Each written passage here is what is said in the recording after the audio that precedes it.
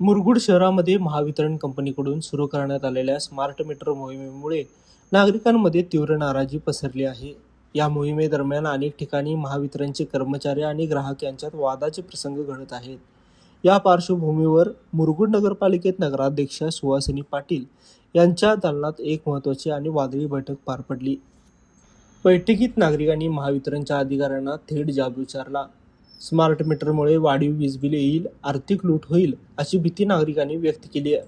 नागरिकांचा आक्रमक पवित्रा पाहता महावितरणचे अभियंता शरद संकपाळ यांनी नमती भूमिका घेतली.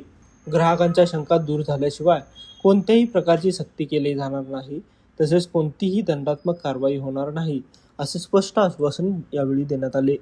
या बैठकीला नगराध्यक्षा सुहासिनी पाटील, मुख्य अधिकारी आतिश वाळुंज, नगरसेवक शिवाजीराव चौले, दत्तात्रय मंडलिक, दीपक शिंदे यांच्यासह महावितरणचे अधिकारी आणि मोठ्या संख्येने नागरिक उपस्थित होते.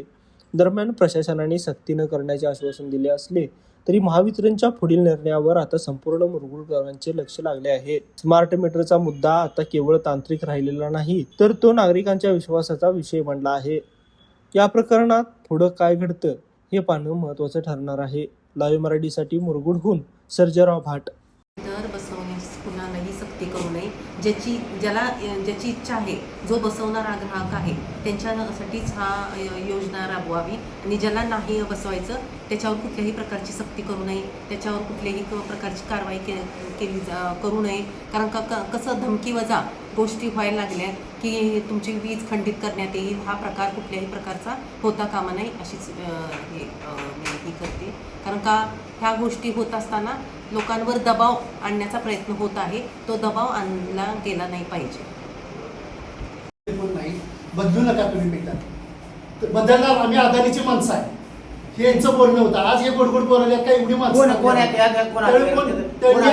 आणि आमच्या कंप्लेंट केली पोलीस स्टेशन आणि आम्हाला तसं लेखी पण दिली नाही, तिथं काय तुम्ही करायचं नाही. आणि त्यानंतर ऐकणार की मग आम्ही परत पोलीस स्टेशनला दिलाय अर्ज, नगरपालिकेला दिलाय, साहेबांना ह्या दिलाय आणि त्या तरी सुद्धा हिने आम्हाला नोटीस पाठवल्या 24 तासाच्या. ते बघा आता हिने दाखवले, काय दाखवले ते बघितले, ह्यांना त्यात काय लिहिलंय हे पण साहेबांना माहित नाही. ठीक आहे. आणि हे वैयक्तिक म्हणजे मी एकटा होतो म्हणून तिने असं ही सांगितलेली वस्तुस्थिती खरी आहे का?